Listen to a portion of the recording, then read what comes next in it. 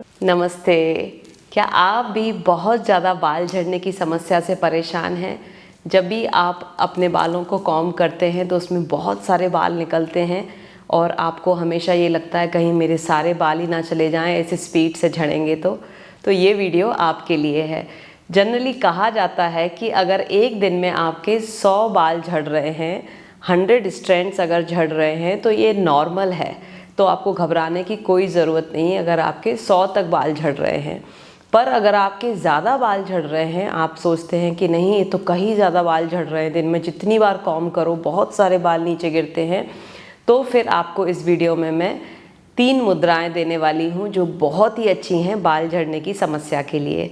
बाल झड़ने की समस्या होती क्यों है? बाल झड़ने की समस्या होती है जब आपके शरीर में पित्त एनर्जी बढ़ जाती है, मतलब फायर एलिमेंट जिसे हम बोलते हैं, अग्नि तत्व। जब अग्नि तत्व शरीर में बढ़ जाता है और वो हमारे सर की तरफ बढ़ता है तो हमारा हेयर फॉल होता है।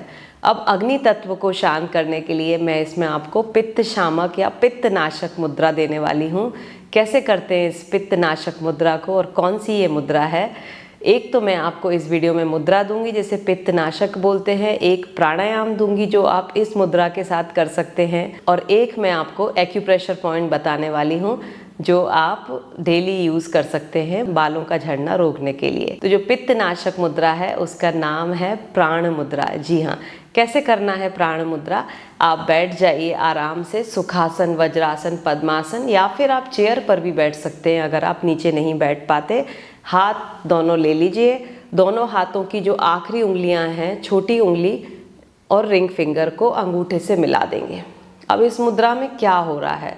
इस मुद्रा में हम अग्नि तत्व को बैलेंस कर रहे हैं, जल तत्व को बैलेंस कर रहे हैं और पृथ्वी तत्व को बैलेंस कर रहे हैं। जो हमारे बाल हैं वो पृथ्वी तत्व हैं, और अंदर का जब पानी हमारा बैलेंस होगा तो हमारी फायर जो है वो कम होने लगेगी, अंदर की अग्नि, और हम अग्नि को भी इसमें बैलेंस कर रहे हैं। तो इस तरह से प्राण मुद्रा हाथ में लगा लीजिए।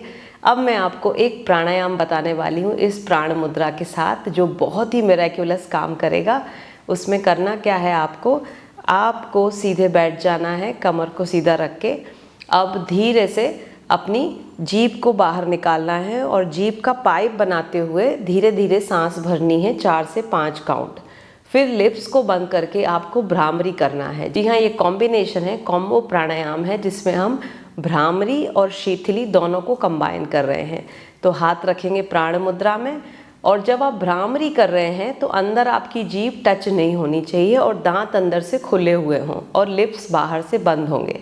तो चलिए मैं आपको बताती हूँ। प्राण मुद्रा हाथ में, लंबा सांस भरिए, रिलैक्स हो जाइए पहले। अब जीभ को बाहर खींचिए और जीभ से धीरे धीरे 4 सेकंड में सांस भरिए।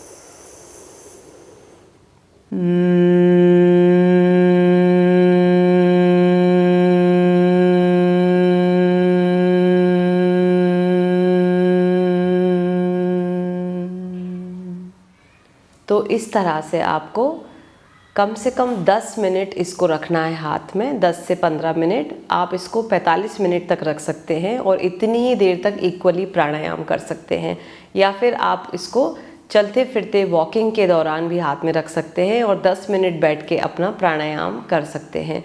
तो जो मैंने कॉम्बो प्राणायाम बताया वो पित्त को नीचे करने में, रिड्यूस करने में बहुत ज़्यादा हेल्प करेगा आपकी, और बालों का झड़ना आपका कम हो जाएगा।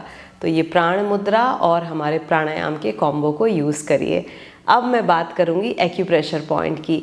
मैं बहुत ही इफ़ेक्टिव एक्यूप्रेशर पॉइंट देने वाली हूँ इसमें। तो कौन सा है एक्यूप्रेशर पॉइंट? आपके दोनों ही हाथों पे मिलेगा। आपको ले लेना है अपना हाथ, और हाथ में आपकी जो मिडिल फिंगर है, मिडिल फिंगर में यहाँ पे कॉर्नर में जो मिडिल जॉइंट है, यहाँ पे आपको इस पॉइंट को मार्क करना है। अपनी ये वाली रिंग फिंगर की तरफ फेस करते हुए जो ये पॉइंट है वो आपको यहाँ पर बना लेना है। इसी तरह से आपको इस हैंड पर भी ये पॉइंट को मार्क करना है, इस तरह से।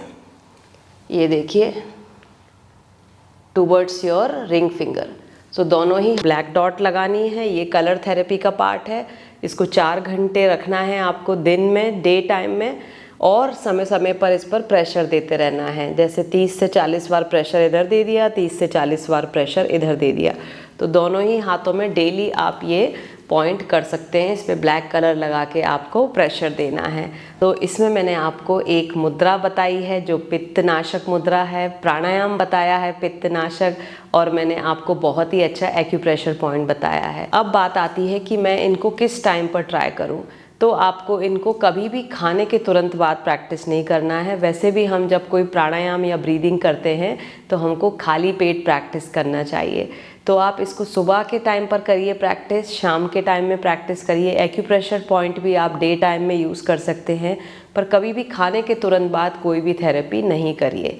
तो ट्राई करिए इन तीनों मेथड्स को, और इस वीडियो को अपने फ्रेंड्स एंड फैमिली के साथ भी शेयर करिए। और अगर आप चाहते हैं कि मैं किसी और टॉपिक पर वीडियो बनाऊं, इस वीडियो के कमेंट बॉक्स में मुझको लिख कर भेजिए। और अगर आप पर्सनली मेरे साथ कंसल्ट करना चाहते हैं तो मेरे कंसल्टेशन सेशन की डिटेल इस वीडियो के डिस्क्रिप्शन में आपको मिल जाएगी। तो अभी के लिए इतना ही। नमस्ते।